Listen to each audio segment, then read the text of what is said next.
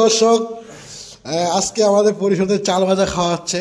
তো চাল ভাজা এত পরিমাণ ঝাল দেওয়া হয়েছে, তো আমার বড় ভাই দেখেন খাচ্ছে আর পোপাচ্ছে। ঝালের কারণে আজকে সে পুরো শরীর ঘামে শেষ। এত মরিচ দেওয়া হয়েছে যে কারণে এত ঝাল। আমার অবস্থা সেরকম হয় না, কিন্তু তার দেখেন অবস্থা, ঝালের জন্য সে ফোপাচ্ছে খালি। আজকে তাকে সবগুলাই খাইতে হবে।